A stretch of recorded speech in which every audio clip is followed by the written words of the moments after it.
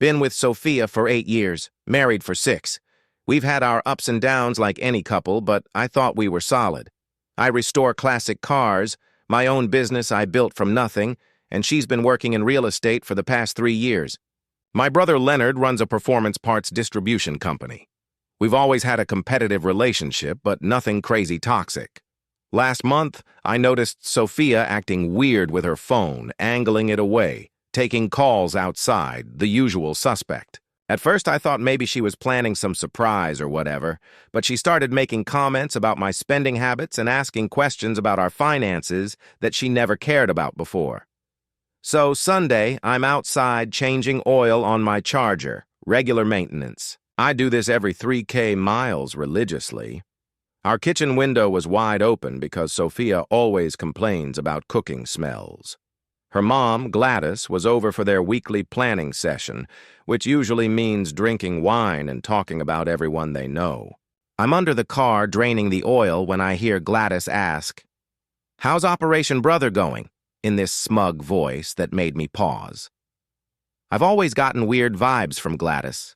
She's treated me like I'm beneath them since day one because her ex-husband had money and I work with my hands. Sophia giggles and says Leonard is eating out of her hand, then drops the bomb. He thinks I'm leaving Harrison for him. Can you believe it? My blood went cold. I almost hit my head on the oil pan. Gladys asks if she means brother trainer, and Sophia confirms they've been flirting for months. Then she says the most chilling thing. Leonard's been giving her all my secrets. Where I keep emergency cash, passwords, everything. I'm lying there in a puddle of motor oil trying not to make a sound while they keep talking. Gladys asks if Leonard actually believes Sophia loves him. Sophia calls him a who believes anything and says he's already promised to testify about how I abused her. Says he's making up childhood stories to back her claims. Then they discuss her exit strategy, and I realize this is a heist movie playing out in my own life. Sophia tells her mom that Leonard thinks they're running away together after the divorce, but her real plan is to take everything and disappear from both of us. The worst part, Sophia laughs and says the best part is Harrison begged Leonard to look after me during our break. Sent the wolf to guard the sheep. They both cackled like witches. I finished draining that oil and had this weird moment of clarity. Leonard and I have our issues, but we're still brothers. And no matter what, we don't let outsiders with family. That's always been our code, even when we fought as kids. I cleaned up, acted normal through dinner, then told Sophia I needed to go pick up a part from a guy. Instead, I drove straight to Leonard's place. Didn't call first because I needed to see his genuine reaction. When I told him what I heard, he went white, then red. Then he grabbed a bottle of whiskey and poured us both a glass. Turns out Sophia had been coming on to him for months, playing the "your brother doesn't understand me" card. He admitted he was flattered at first, but got suspicious when she started asking weird specific questions about my finances and childhood. He showed me texts where she'd ask leading questions like, "Harrison told me about that time your dad locked you guys in the garage. Was it really for 2 days? Never happened. Did Harrison really steal your college fund?" We didn't even have college funds. Leonard had been playing along to figure out what the hell she was doing. He just hadn't told me because he was embarrassed and didn't have proof of her endgame yet. We stayed up until 3 a.m., plotting our counter-operation. Leonard would keep playing the lovesick fool, feeding her fake information while documenting everything. I'd act clueless, but start moving my actual important to safety. 2 days later, Leonard comes over for dinner. Sophia invited him, and I catch them in the kitchen. Sophia's hand is on his arm, and she jumps away. When I walk in, the Oscar-worthy performance of concern on her face would be hilarious if it wasn't so infuriating. I pretended not to notice, but later that night accidentally left my phone unlocked with fake texts to my buddy Thomas about how I was worried about my marriage and thinking of putting aside cash just in case. Over the next 2 weeks, Leonard recorded every conversation with Sophia. She told him I was emotionally abusive, controlling with money, I literally never questioned her spending, and that she was afraid of me. The woman who regularly gets in my face during arguments and once threw a plate at the wall. Meanwhile, I noticed money starting to disappear from our joint account in small amounts. Not enough to raise immediate alarms, but a pattern. When I casually mentioned it, Sophia suggested our account had been hacked and maybe we should change all our passwords, then offered to do it for me because she had time while I was at the shop. I gave her fake passwords to dummy accounts I'd set up. Within hours, there were login attempts on my real accounts. The turning point came when Leonard accidentally let slip to Sophia that I had a separate business account she didn't know about. I don't. He told her I keep all the real business profits there to hide money from her. She was practically salivating and immediately started planning how they could access it. Yesterday, Leonard told Sophia I asked him to take her out for dinner, to talk about our marriage problems because I was too much of a coward. Instead, they're going to a restaurant where my buddy Isaac works as a manager. The entire conversation will be recorded. She thinks tonight is her chance to manipulate more information out of Leonard. What she doesn't know is that we've got everything documented. Every lie, every manipulation, every attempt to access accounts. She has no idea that the wolf she sent to guard the sheep is actually guarding the sheep from her. I'm sitting in my garage right now, looking at printed copies of everything we've collected. Every text where she talks me to my own brother. Every recorded conversation planning how to clean me out.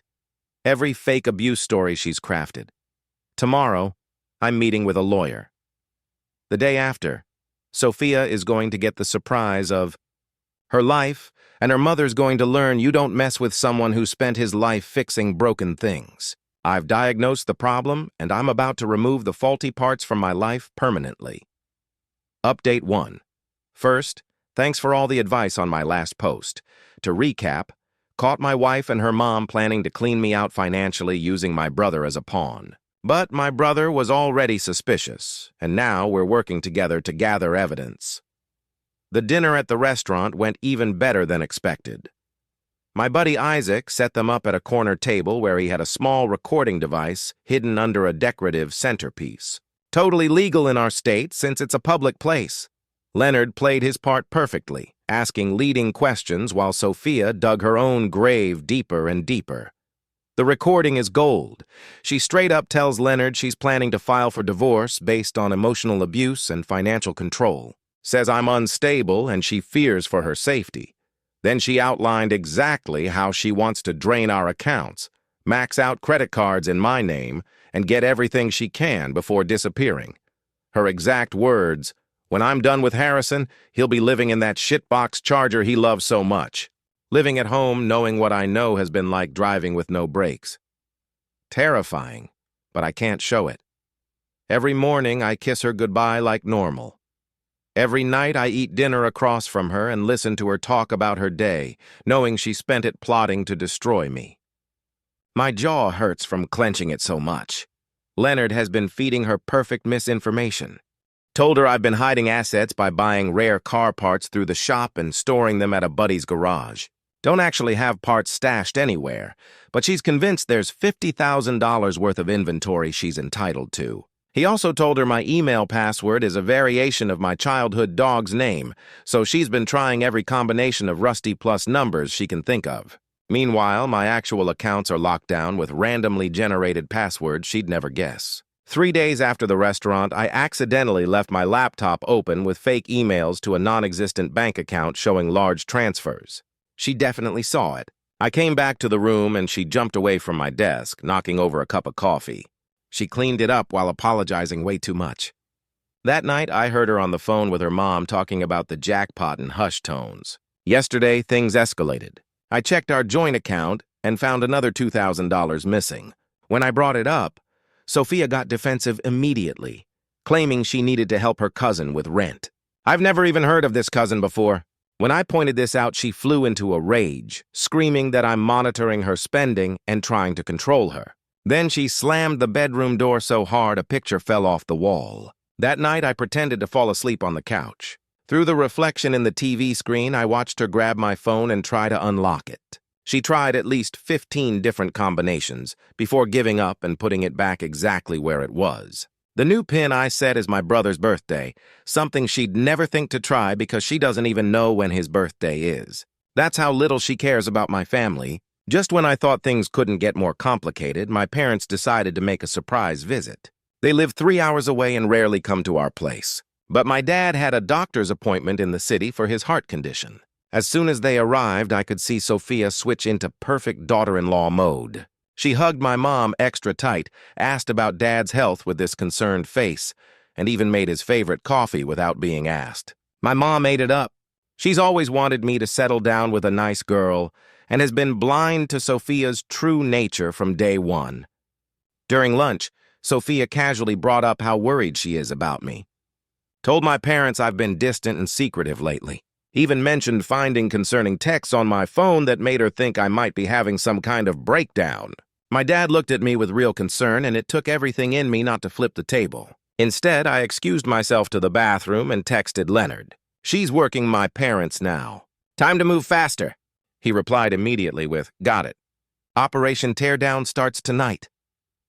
That evening after my parents left, Sophia dropped the bomb. She thinks we need a trial separation. Says she needs space to figure out what she wants. Claims she's concerned about my mental state and thinks time apart would be good for both of us. I almost laughed in her face. Instead, I agreed way too quickly, which clearly threw her off. She was expecting a fight, wanted me to beg her to stay so she could use it as evidence of my instability later. The look on her face when I calmly said, yeah, that's probably best, was priceless. She recovered quickly, though, suggesting she could stay with her friend Michaela while we work through things. I know for a fact she's planning to stay with Leonard, who's offered her his guest room as part of our plan. The apartment actually belongs to my friend Thomas, who's renting it to Leonard temporarily just for this purpose. Every inch of that place is wired for sound. This morning, Sophia packed a suitcase while I was in the shower. I noticed she took the small lockbox from the closet, the one I intentionally left unlocked with fake documents inside, including a life insurance policy she doesn't know is canceled and printouts of bank statements from those dummy accounts. When she left, she gave me this sad, manipulative hug and said, we'll figure it all out soon. The performance deserved an Oscar. As soon as her car left the driveway, I called my lawyer. We're filing emergency orders to freeze the remaining joint accounts based on the evidence of her transferring money without explanation. Leonard texted that she arrived at his apartment and is already making herself comfortable. Tonight, I'm meeting with a forensic accountant who specializes in divorce cases. Tomorrow, I'm changing the locks on the house. The day after, I'm filing for divorce on grounds of adultery and financial fraud with a stack of evidence that would make an FBI agent jealous. Everything was going exactly according to plan until about an hour ago. Sophia called me, her voice different, harder, more cautious. She asked if I'd spoken to Leonard recently, said he was acting weird and asking strange questions. Then she asked if I'd changed our banking passwords. I played dumb, but I could hear the suspicion in her voice. For the first time since this all started, I'm wondering if she's starting to realize she's not as clever as she thinks. Got to go. Leonard just texted that she's trying to access my email again from his laptop. Time to spring another trap. Update 2. Quick update because things are moving fast. It's been 5 days since Sophia moved into the apartment she thinks belongs to Leonard. My brother deserves a medal for keeping up this charade. He's had to listen to her talk about me for hours while pretending to be on her side. The first night she was there, Leonard accidentally left his laptop open when he went to take a shower. Sophia immediately went through his browser history. We made sure there were searches for how to protect assets in divorce and transferring property to siblings and his email. She spent 45 minutes snooping before he came back. The hidden camera in the living room caught her taking pictures of his screen with her phone. That night, she called her mom and they talked for an hour about what she found. We have it all on tape. Gladys suggested Sophia should push Leonard to get me to sign over part of my business for safekeeping during our separation. Their exact plan is to get as much in writing as possible before filing for divorce. Leonard's been feeding her exactly what we want her to believe.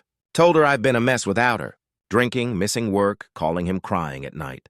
In reality, I've never been more clear-headed. The shop is running better than ever, and I've been working with my lawyer every day to document everything. 2 days ago, Sophia called me at 11 at night.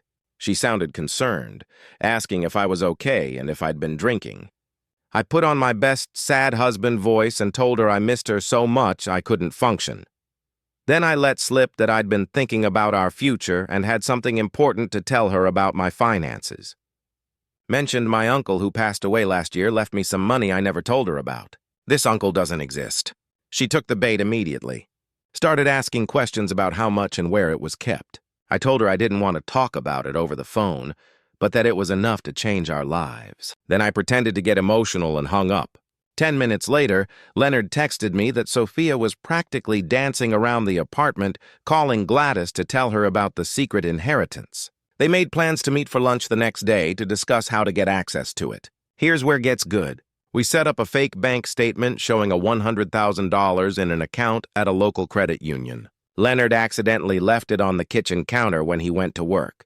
The camera caught Sophia finding it, taking pictures, and then carefully putting it back exactly where it was. That afternoon, Sophia went to the credit union. We know this because Leonard put a location tracker on her car. She's using his spare car while staying with him. She spent 45 minutes there, probably trying to figure out how to access the account. What she doesn't know is I warned the bank's fraud department that someone might try to impersonate me. They have her on their security cameras now. Yesterday, my parents called. My mom was in tears, saying Sophia had reached out to her, concerned about my drinking problem and erratic behavior, said I might need an intervention. This was a new low even for Sophia, trying to turn my parents against me.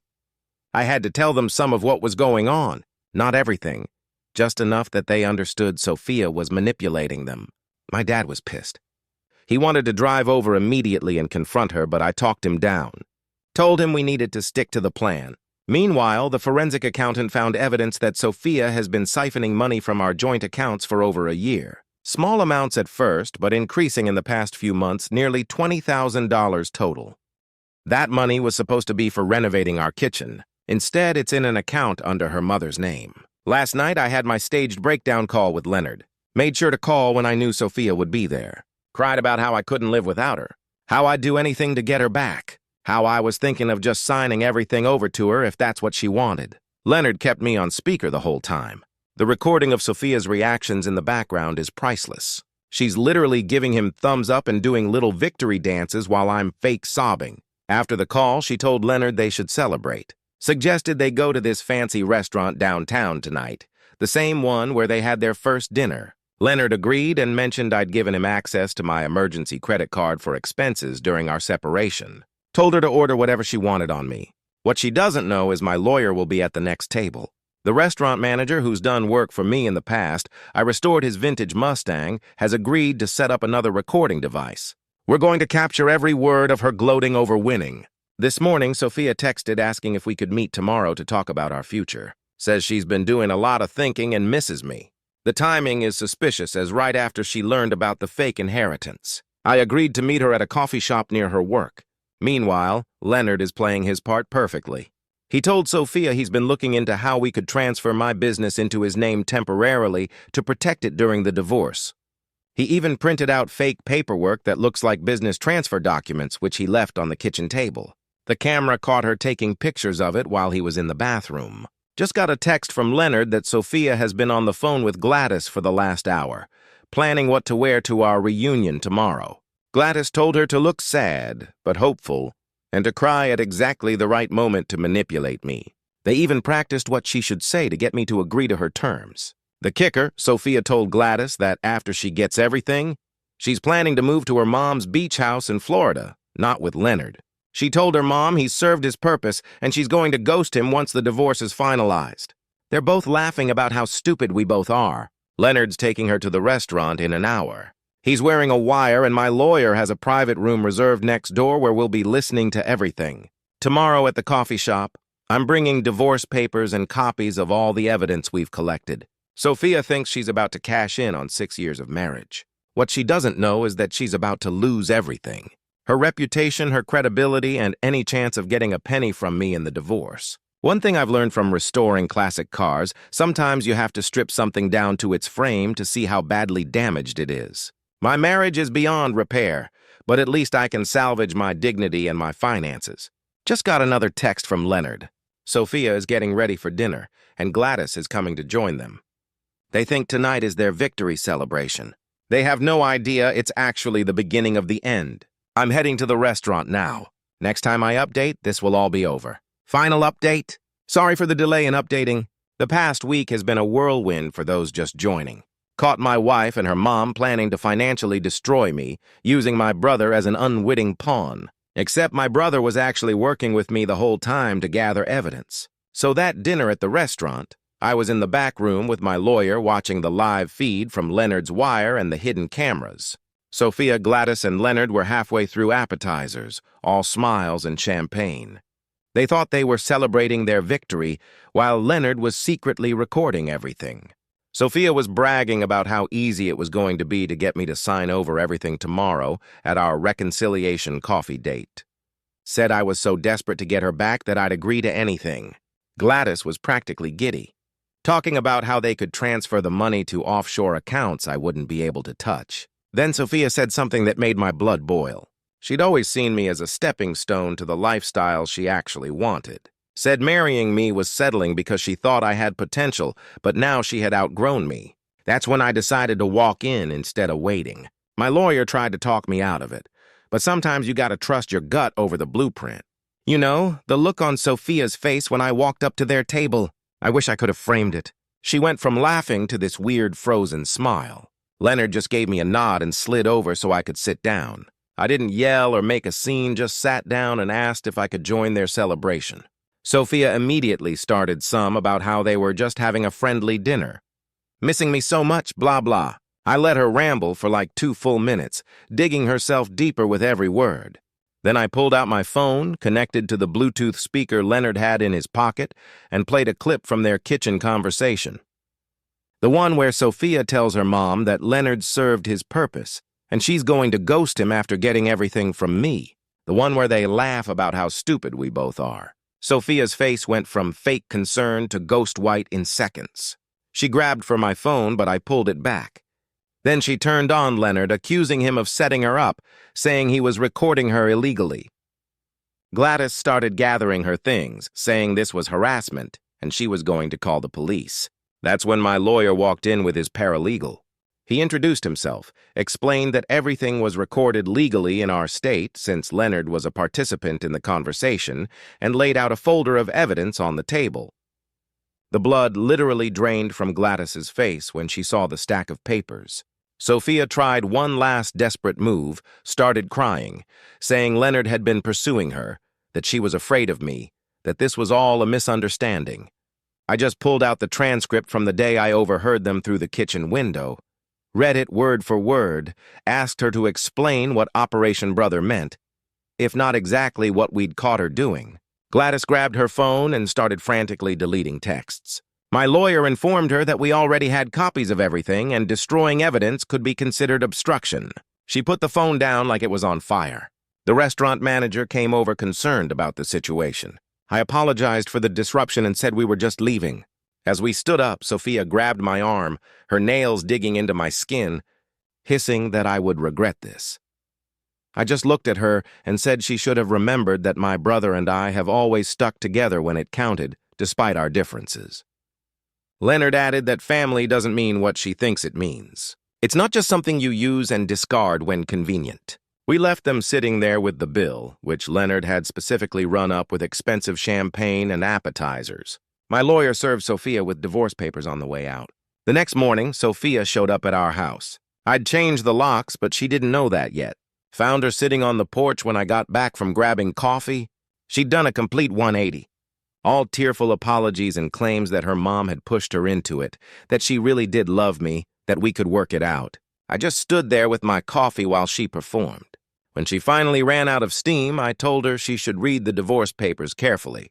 Explained that they included evidence of her attempting to defraud me, recordings of her admitting to planning financial crimes, and proof she'd been siphoning money for over a year. Said she had 2 options.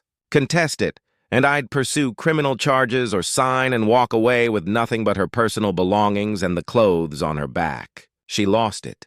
Started screaming that I couldn't do this to her, that she'd given me 6 years of her life, that she deserved half of everything. Our neighbor Thomas came outside to check what was happening, and Sophia immediately switched to playing the victim, saying I was threatening her. Thomas, who'd known about the situation from the beginning, he owns the apartment Leonard pretended was his, just shook his head and went back inside. Sophia tried her key in the door, then started pounding when it didn't work. I called the police not to have her arrested, just to have her removed from my property. When they arrived, she tried telling them I was abusive and had locked her out of her own home. I calmly showed the officer the divorce papers and evidence of her fraud. They escorted her off the property and advised her to contact her own lawyer. The next day, my parents drove up. They'd been worried after my mom's conversation with Sophia about my supposed drinking problem. I showed them everything. The recordings, the evidence, all of it. My dad, who's always been stoic, actually had tears in his eyes. Not from sadness, but from rage. He couldn't believe someone would try to do this to his son. My mom was devastated. She genuinely liked Sophia and felt betrayed herself. While they were there, Sophia's stuff got delivered. I'd hired a service to pack up her clothes and personal items and dropped them at Leonard's apartment, where she was still staying, awkwardly enough. She tried to claim I was keeping things. That were hers, but I'd had the movers take photos of everything to prove nothing was missing. Our friend group imploded when people started finding out. Most took my side once they heard the evidence, but a couple of Sophia's close friends tried to spin it like I was the villain. One night at a bar, her friend Michaela confronted me, saying I'd ruined Sophia's life over a misunderstanding. I pulled out my phone, played one of the recordings, and watched her face go from righteous anger to shocked disbelief. She hasn't spoken to Sophia since. 2 days ago, I got a call from Gladys. She tried to play peacemaker, saying we should work this out privately, that dragging everything into the open would only hurt everyone involved. Translation: she was worried about her own reputation. I told her the only private settlement I'd accept would require Sophia to return every penny she'd taken from our accounts, sign the divorce papers as written, and never contact me again. Gladys huffed that I was being unreasonable and hung up. Yesterday, my lawyer called. Sophia has finally hired her own attorney who, after reviewing our evidence, has advised her to settle. She's agreeing to all terms, including returning the $20,000 she siphoned off, which Gladys is apparently helping her pay back to avoid potential criminal charges for her part in the scheme. The most satisfying part of all this, Leonard got a text from Sophia last night trying one final manipulation.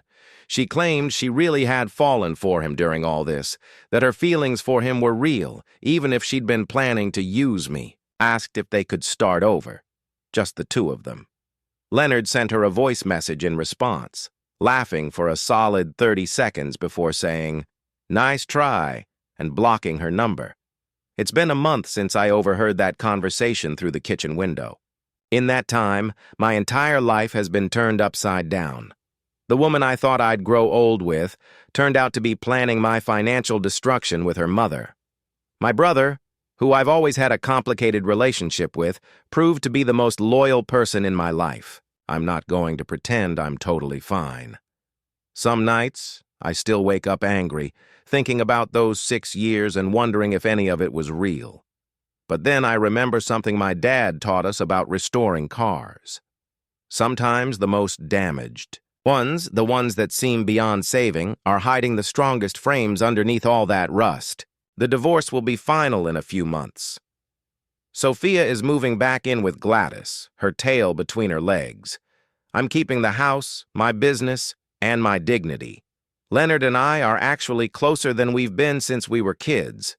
We're talking about possibly going into business together, combining my restoration skills with his parts distribution. As for me, I'm taking the engine apart, examining every component, and deciding what to keep and what to replace. Some parts of my life need work, but the frame is solid.